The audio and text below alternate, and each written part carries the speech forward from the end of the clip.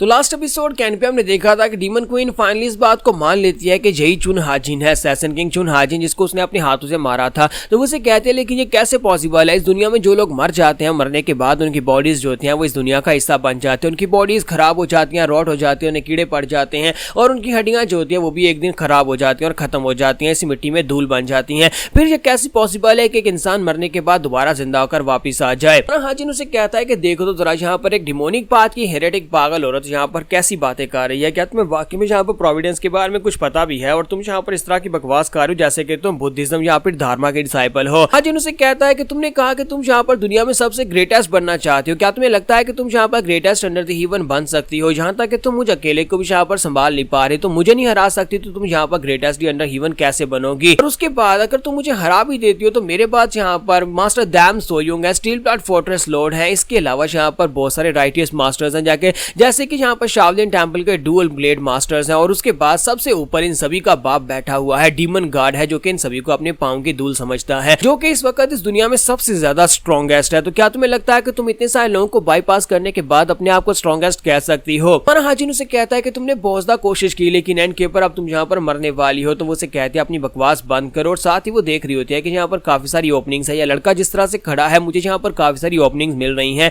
लेकिन पता नहीं क्यों मेरी बॉडी मुझे यहाँ पर रिस्ट्रिक्ट कर रही है, मेरी बॉडी मुझे कह रही है कि आगे मत बढ़ना, अटैक मत करना, ये खतरनाक हो सकता है। ऐसा क्यों हो रहा है मुझे समझ नहीं आ रही। तुम्हारा हाजिन उसे देखता है और कहता है कि तुम कांप रही हो, इसका मतलब यह है कि तुम्हें डर लग रहा है। तो क्या तुम्हें डर लग रहा है? मैंने तुम्हें पहले भी कहा था कि तुम्हारी डिमोनिक प्रोवेस हाफ बेक्ड है, यानी कि तुमने यहाँ पर इसको ठीक तरह से परफॉर्म नहीं किया, ना ही यहाँ कंप्लीटली मास्टर किया है। मैंने ऐसा क्यों कहा था मैं तुम्हें बताता हूँ। जब हम लोग डिमोनिक एनर्जी को मास्टर करना स्टार्ट करते हैं, जब हम डिमोनिक टेक्निक्स को परफॉर्म करना स्टार्ट करते हैं, उस वक्त तुम्हारे अंदर डिटर्मिनेशन होनी चाहिए, और जब तक डिमोनिक पाथ को हम लोग बेसिक और जीरो से स्टार्ट नहीं करेंगे और इसे मेहनत करके हासिल नहीं करेंगे, तब तक डिमोनिक पाथ जो है वो इतनी ज्यादा स्ट्रॉन्गर नहीं बनेगी जितनी ज्यादा मेरी है। तुम्हारी डिमोनिक पाथ शॉर्टकट से आई है, तुमने शॉर्टकट से अपनी टेक्निक्स को हासिल किया, तुमने शॉर्टकट के साथ ही अपनी टेक्निक्स को इंक्रीज किया, अपनी एनर्जी को बढ़ाया, लेकिन ये काम नहीं आएगा जब तक कि तुम्हारे पास इनेट एनर्जी ना हो, जब तक कि तुमने शुरुआत से डिमोनिक एनर्जी को मास्टर ना किया हो। हमारा हाजिन उसे कहता है कि मैं एक बात तो कहूंगा, आज से 20 साल पहले जब तुमने मुझे मारा था उस वक्त तुम इससे ज्यादा टेरिफाइंग और पावरफुल थी। हालांकि उस वक्त तुम सिर्फ आसपास की मार्शल आर्ट्स की टेक्निक्स को चोरी करने के बारे में सोच रही थी, कि तुम टेक्निक्स को ढूंढ रही थी कैसे उन टेक्निक्स को हासिल किया जाए,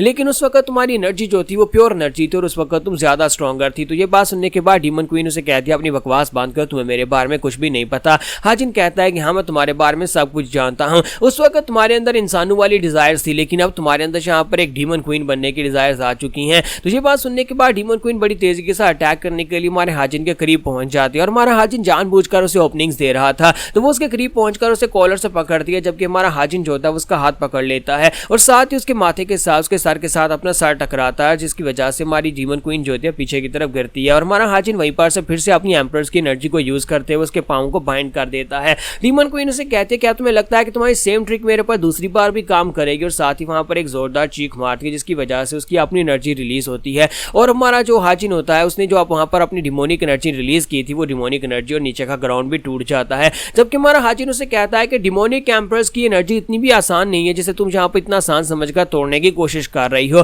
क्योंकि मेरे पास यहाँ पर डीमन एम्परर की एनर्जी है। डीमन एम्परर जो हमारा गार्ड है उसकी एनर्जी इतनी भी आसानी के साथ तुम उसे नहीं तोड़ सकती। तुम्हारा हाजिन जैसे वहां पर एक जोरदार चीख मारता है उसकी बहुत ही पावरफुल एनर्जी रिलीज होती है, और वहां पर एक बहुत ही पावरफुल धमाका होता है। इस बार का धमाका पहले के धमाके से भी ज्यादा बड़ा होता है, और वहां पर आधा तो सेंट्रल प्लेन से उड़ जाता है, और इसी के साथ ही दिखाते हैं कि हमारा हाजिन जो होता है उसके हाथ से उसका ब्लेड छूट चुका होता है, लेकिन दूसरी तरफ दिखाते हैं कि डीमन क्वीन का एक बाजू कट चुका होता है। डीमन क्वीन वहां पर बैठी होती है, अपनी जख्मी बॉडी को लेकर वहां पर बैठी होती है, और साथ ही वो कहती है तो क्या वाकई में चुन हाजिन यहाँ पर रीइंकार्नेट होकर मुझे मारने के लिए आया? तुम्हारा हाजिन उसे कहता है कि हाँ मैं यहाँ पर तुम्हें मारने के लिए आया हूँ। हाजिन उसके सामने आकर खड़ा हो जाता है और कहता है कि मुझे लगता है कि इसे फाइनली खत्म करने का वक्त आ चुका है। जबकि डीमन क्वीन जो होती है वो भी जख्मी हालत में वहां पर उसके सामने अपना सर झुकाकर बैठी होती है, जैसे कि मरने के लिए तैयार हो। तो हाजिन जैसे ही अपना हाथ आगे बढ़ाता है, अपने दोनों हाथ उसकी गर्दन के ऊपर रखता है, जैसे कि वो उसका सर उखाड़ने वाला हो, जैसा कि डीमन क्वीन ने उसके साथ किया था, अपने दोनों हाथ उसके सर के ऊपर रखकर उसका सर उखाड़ दिया था। तो लेकिन इसी के साथ डीमन क्वीन जो होती है अपना हाथ उसकी बॉडी के आर पार कर देती है, अपने जो नुकीले नाखून होते हैं वो हमारे हाजिन की बॉडी के आर पार कर देती है और उसे बुरी तरह जख्मी कर देती है,